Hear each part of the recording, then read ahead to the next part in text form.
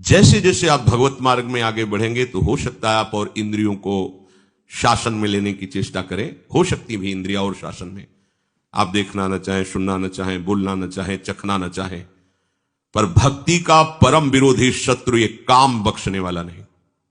ये बहुत भयानक शत्रु है काम, जनेन्द्रिय जन्य संयोग जन्य काम। प्रायः मार के गिरा देता है, आगे नहीं बढ़ने देता। ये काम शत्रु ऐसा है, सबसे बड़ा भयंकर ये राक्षस है। ये इतना खाता है फिर भी कभी अघाता नहीं, अर्थात चाहे जितना भोग लो कभी तृप्ति होने वाली ही नहीं है। भगवान ने इसे बहुत बड़ा वैरी कहा है गीता जी में, और अर्जुन से कहा मार इस दुश्मन को, मार सबसे पहले इस काम को गिरा।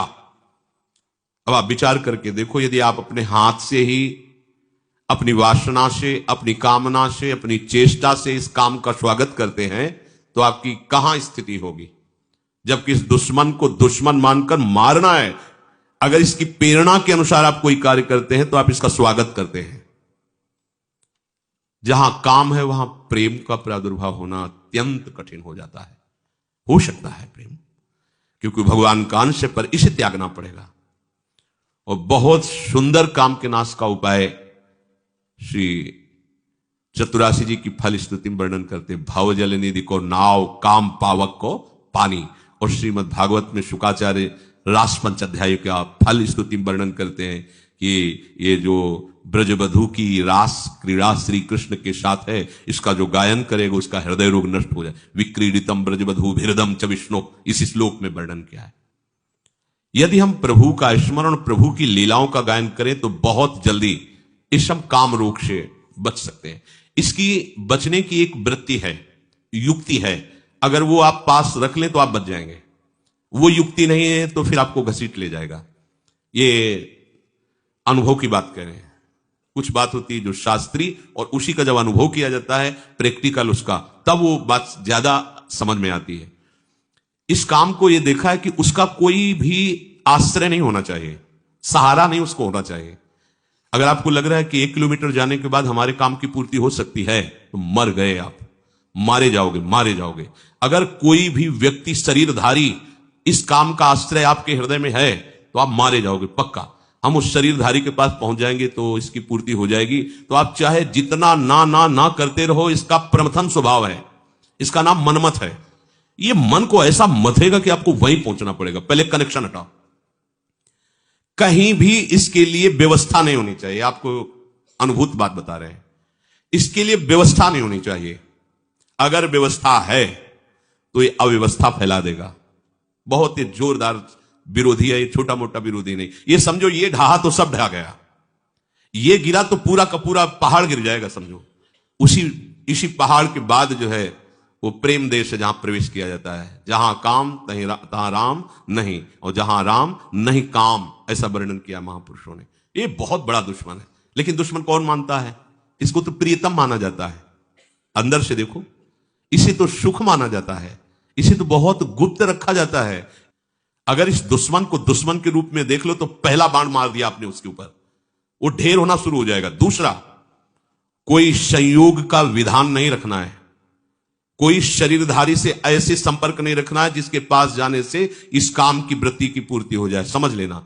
तीसरा, आपको स्वयं में कोई ऐसी चेष्टा नहीं करनी है जिससे इस काम का स्वागत हो। काम के द्वारा प्रेरित कोई भी ऐसी चेष्टा नहीं करनी, उसको सहना है।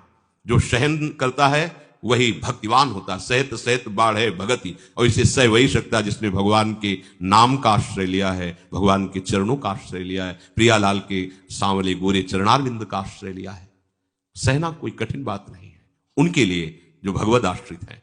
भगवद आश्रय नहीं, फिर सहना तो बड़े बड़ों को ये अपने आकर्षण में घसीट लेता है। पहली बात, इसको दुश्मन मानना है, शत्रु को शत्रु। भगवान कह रहे हैं ये योगियों का, परमार्थ के पथिकों का, ज्ञानियों का नित्य बैरी। ये नित्य बैरी भगवान ने कहा है, ये ऐसा वैसा दुश्मन नहीं है। परमार्थ के पथिकों का सीधा विरोधी है काम। पर आश्चर्य, हम इसको दुश्मन नहीं मानते। ये आया और हम स्वागत के लिए तैयार हो गए। जैसी आज हमको ये चाहिए, जैसे कोई अतिथि आवे ना, आज हमको ये चाहिए, हाँ अभी अभी व्यवस्था करते हैं, हम ऐसे उसका स्वागत करते हैं। देखो वो जो प्रेरणा करता है, हरि गुरु की सब आज्ञाओं को रौंद करके हम वही करते हैं जो काम प्रेरणा करता है। अगर आप पहली बात स्वीकार करें कि हमारा दुश्मन है, तो आप फिर पैतरे सीख जाएंगे इसको परास्त करने की, क्योंकि आपके साथ हरि गुरु का कृपा बल है। बिल्कुल पक्का मानिए। पहली बात, आपको इसे शत्रु रूप में देखना है शत्रु। भगवान कह रहे हैं कि ज्ञानिना नित्य वैरिना, ज्ञानियों का नित्य वैरी है काम, परमार्थ मार्ग के पथिक का। दूसरा, कोई भी संयोग नहीं रखना। सच्ची मानिए, यदि आपके संयोग का है तो कई किलोमीटर पैदल चलवा देगा। कुछ भी न जाने कितने बहाने, न जाने कितने नाटक ये करेगा। बिल्कुल आप ये समझ लीजिए कि वो हम वाणी से नहीं कह सकते। ये भगवान व्यास देव जी कह रहे हैं, बलवान इंद्री ग्रामो विद्वानमपि करसति, विद्वानमपि करसति। अज्ञानियों की बात जाने, ज्ञानियों का नित्य बैरी है। तुम्हें शास्त्र का ज्ञान सब है, पर संयोग से कभी भी किसी भी तरह से इस काम का स्वागत नहीं होने देना। अब आप अपनी दृष्टि डालिए, कोई ऐसा तार तो नहीं है जहां इसको स्वागत के लिए हमारी गुंजाइश हो। बिल्कुल उसे काट दीजिए। हाँ, भागिए, ऐसे संग से दूर रहिए, चाहे स्त्री शरीर हो चाहे पुरुष शरीर हो, जिसके संग से कुमति उत्पन्न होकर प्रेम रस मार्ग में बाधा खड़ी हो जाए, हमारा दुश्मन है। तीसरी बात, अपने द्वारा अपना नाश मत कीजिए। दूसरा, कोई शरीर का संयोग तो आपका नहीं है, पर आपने ऐसी कुछ चेष्टाएं सीख रखी हैं कि आप काम का स्वागत करते हैं। बहुत बड़ी हानि है। स्वप्न में भी तुम्हें परमानंद का अनुभव कैसे हो सकता है जब तुम ऐसे गंदे काम करते हो। जिस आसन पे तुम लेटते हो उसी में भजन करना है, रात दिन उसी में सुमिरन करना है, तुम अपने आसन को गंदा कर रहे हो। ऐसे परम पावन धाम में रह रहे हो, कैसी चेष्टा कर रहे हो। ये सब ध्यान से सुनो। ये सावधानी, ऐसी सावधानी जहां किंचन मात्र इसको कोई गुंजाइश नहीं मिलनी चाहिए काम को। चौथी बात, ऐसा कोई दृश्य देखने की चेष्टा मत करो जिससे इसका स्वागत हो। अगर कहीं ऐसी बाह चलते फिरते दृष्टि पड़ जाए पशु पक्षी पर भी, तो प्रिया प्रीतम का भाव करके प्रणाम करो, आगे बढ़ो। चिद चिद लक्षणम सर्वम राधा कृष्ण में जगत। दोबारा दृष्टि नहीं जानी चाहिए। किसी माता बहन पर कहीं कोई ऐसी दृष्टि जाए, मानसिक प्रणाम करो, हट जाओ। जो चाहे आपन कल्याणा, सुजस सुमत शुभ गति शुभ नाना, सो परनार लीलार गोसाई, तजौ चौथ के चंद किनाई। यदि आप काम पर विजय प्राप्त करना चाहते हैं तो विरोधी भाव जहां से प्रकट होते हैं, ऐसे शरीरों के दर्शन करने से बचिए, सावधान रहिए। मति गति सब भ्रष्ट हो जाएगी। केवल काम की ही एक ऐसी वृत्ति है जो सर्वनाश कर देती है। क्योंकि काम की पूर्ति न होने पर क्रोध आता है, काम की पूर्ति होने पर लोभ आता है। जैसे जैसे कामनाओं में बहते जाओगे तुम्हारी मोह ममता बढ़ती जाएगी, अहंकार, सारी की सारी जड़ है ये काम। इसीलिए कठिन शब्द लगा है। कठिन काम वासना पाप का करके पूरी तरह विनाश। सच्ची मानिए, ये मन बहुत हमारा बेईमान है, ठग है। ये इनसे मिला हुआ है, विपक्ष से मिला हुआ है। हम भजन में रुचि प्रकट कराने के लिए जब इस मन को बैठालते हैं कि नाम जप कर, मंत्र जप कर, तो ये थोड़ा सहयोग देकर फिर हमसे अपना सहयोग मांगता है। थोड़ी देर ये मनोरंजन तो कर लेते हैं, थोड़ी देर ये काम तो कर लेते हैं, थोड़ी देर ऐसा, बस इसकी इस बात को, सलाह को मत मानना। ये ठगों से मिला हुआ है, लुटवा देगा, पूरा का पूरा लुटवा देगा। विश्वास कीजिए।